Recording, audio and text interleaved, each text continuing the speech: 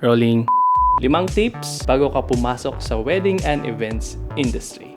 Tapusin mo ang video na to at isi-share ko sa iyo ang 5 tips bago ka pumasok sa wedding and events industry. Ako nga pala si Jeremiah Rosales, isa akong videographer, editor, at entrepreneur. Shoutout nga pala kay Padi Alimar Suryo na siya yung nagtanong. Nagtatanong kasi siya na ano yung mga i-consider before entering the wedding and events industry. Before ko i-share yung tips sa inyo, kwentuhan ko muna kayo. Paano nga ba ako nagsimula? Paano nga ba ako naging videographer, video editor? Yung first job ko is bantay ako sa isang internet cafe, sa isang kilalang internet cafe dito sa amin. So, yung pangalawang job ko naman, sa uncle ko pa rin.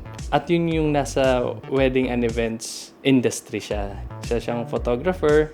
Before yun, hindi naman ako kagad naging photographer. Naging graphic artist ako, natuto akong mag-ID, natuto ako sa Photoshop. So, eventually, sinasama rin niya ako sa mga events nila, taga-assist, taga-hawak ng ilaw. Yung mga ilaw pa dati is mga maiinit pa yung ilaw nun. So, medyo mahirap, challenging, lalo na yung mga out-of-town shoot. Doon ako nagsimula, taga-assist ng mga videographer. Yun, shoutout sa'yo, mga videographer namin dati. Si Kuya Joan, nandito pa rin sa team ko.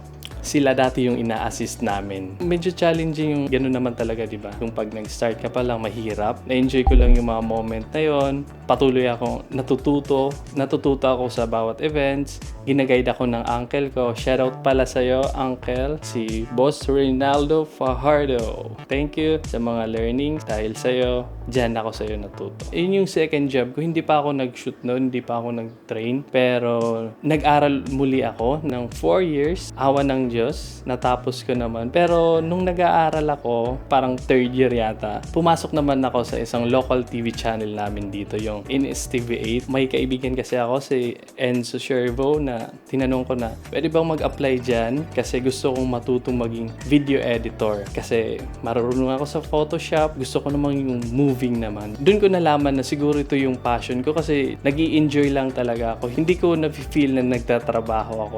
Doon ako nasanay, doon ako na natuto. Ayun, sayang lang kasi nagsara din yung company na yon at bumalik ulit ako dito sa uncle ko sa wedding and events industry. So dito na ako nag-aral ng videography. Yung uncle ko yung photographer. Ako naman nag-focus ako into video. So nag-workshop ako. Yun nga yung first videography workshop ko. At marami pa yun nasundan na mga short courses sa UP, FPPF, shoot practical. Nag-invest talaga ako doon sa learnings para makapagbigay ng quality na service sa mga kliyente namin. Dahan-dahan ako nag-build ng team na focus sa wedding and events videography. And the rest is history. So ito yung mga unang tip bago ka pumasok sa wedding and events industry. Una is mag-build ka ng portfolio. Kailangan mo mag-build ng portfolio para magkaroon agad ng tiwala sa iyo yung client mo, na ito yung mga ginagawa mo, ito yung quality ng output mo. So, paano yun gagawin? Pwede kang makipag-tie up sa makeup artist. Umanap ka ng makeup artist na nagsisimula rin na nagbibuild din ng portfolio. Hanap kayo ng model, hanap kayo ng subject na pwede nyo mapag-practicean. So, gumawa kayo ng video shoot, fan shoot for free. Yun yung unang gagawin mo. Post mo na rin online yung mga shots mo para ma-recognize ka na yun yung mga ginagawa mo. Kasi alam naman natin, lahat na ngayon nasa social media. So, kailangan sa community nyo, sa circle of friends, relatives nyo, alam nila na ikaw yung video guy na nag-o-offer ng ganun service. For sure, meron niya mag-i-inquire sa'yo. Number 2, find the right mentor. Kasi kung meron kang mentor, mas mapabilis yung improvement ng craft mo. Hindi mo na pagdadaanan yung mga maling nagawa niya. Alam mo yung parang nag-shortcut ka na. So, kailangan natin ng mentor na mapagtatanungan pag may mga problema tayo sa business. Yung mga mentor naman kasi naghahanap din niya ng mapapag-sharean ng knowledge. Alam ko yung mga nagtuturo, willing to help yan palagi. Gaya ko, kahit nasa on the day shoot, kahit same day edit ako, mini-make sure ko talaga na pinapakita ko sa mga shooters ko, lalo na sa mga freelance na nakukuha kong shooter kasi hindi ko naman sila nami-meeting after the shoot. So talagang binibigyan ko ng time na ipakita sa kanila yung maling shots na nagawa nila para sa susunod na kukunin ko sila, alam na nila. Hindi naman kasi ako nagdadamot sa learnings kasi alam ko yung sarap ng feelings ng may natutulungan. Kasi gaya rin ng dati, isa rin ako sa uhaw matuto. Naghahanap ako ng mga solusyon sa problema at awa ng Diyos, nahanap ko naman yon. Kaya binabalik ko rin kasi kung natutunan ko yun libre, ibibigay ko rin yun ng libre sa tamang tao na gustong matuto. Number 3, pili ka if maging studio owner ka or magiging freelance videographer ka. Sana malaman mo kaagad na magiging studio owner ka or magiging freelance videographer, photographer ka.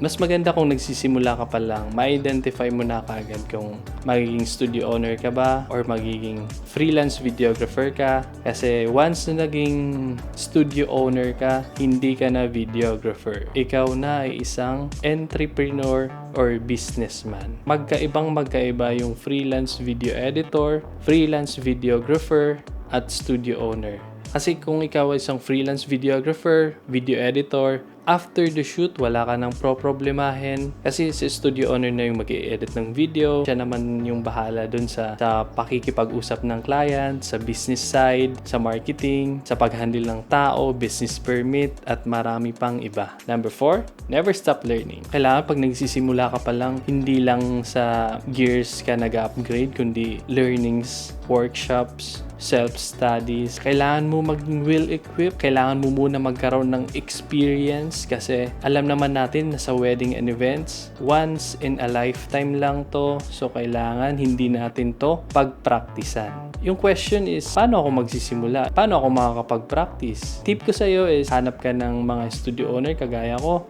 Mag-apprentice ka muna. Kuha ka muna ng experience. Ano ba yung trabaho nila? Gaano ba kahirap to? May experience mo kasi yung real event. Diyan mo rin kasi ma-apply yung mga natututunan mo sa YouTube. Kailangan mo yun i-apply yung mga natutunan mo kasi kung hindi mo yun i-apply, maglalaho lang talaga yun. Sa Maya Prad Studio, sa team namin, welcome yung mga gustong mag-apprentice. Welcome yung mga gustong mag-observe sa trabaho namin. Yung mga curious kung ano ba talaga yung trabaho ng isang wedding and events videographer. Gaano ba siya kasaya? Gaano ba siya kahirap? Number 5, trust the process. I-enjoy mo lang yung moment na may mga client ka, mapawala mang client, mapameron mang client. Ibig sabihin kung walang client, may panahon ka para mag-aral, may panahon ka para sa family mo, may panahon ka para sa sarili mo. So, kaya trust the process, i-enjoy mo lang. Kasi ang game na to, it's a long, long game. Sa business ko, 10 years na ako sa business na to, pero hindi ko sinasabing successful na ako. Patuloy pa rin ako nag-aaral. Patuloy pa rin ako nag-aaral ng iba't ibang bagay para mas ma-develop ko yung sarili ko. Patuloy pa rin ako nag-aaral para rin sa innovation ng business. Ang kalaban kasi natin dito yung burnout sa trabaho natin. Kasi kung pera lang talaga yung habol mo, hindi ka tatagal talaga dito sa wedding industry. Samahan mo ng pagmamahal sa trabaho, enjoy mo lang at magkakaresulta din naman yan. Bakit ko nga ba ito ginagawa? Bakit nga ba ako nag-share? May nabasa kasi akong post na pag nag-share mo daw yung knowledge, nare-retain daw sa utak, mas naaalala mo yung knowledge na yon. So, yung kalaban kasi natin dito is yung hindi nag-share, yung madamot ba? Madamot sa learnings. So, alam ko yung mga tao na ganun is hindi talaga yun mag-i-improve. Alam naman natin na kapag nag-share tayo, kung may nakita tayong pulubi sa kalsada, pag binibigyan mo yun na yung worth it talaga bigyan, alam naman natin yung feelings, di ba? Yung good vibes na nabibigay nito. So, yun din yung nakukuha natin, di ba? Kapag nag-share tayo. Tuloy lang tayo mag-share, mag-ambag sa community natin, sa mga tao man. Through my channel, through my vlogs, nakakapag-share tayo ng knowledge nakakapag-reach tayo ng wider audience para sa mga nangangailangan. So, i-maximize natin ngayon yung nasa digital era na tayo. So, kung nagustuhan mo itong content ko, nakatulong sa'yo, like and share naman this video. Subscribe na rin sa YouTube channel ko. Hanggang sa susunod na video. Bye!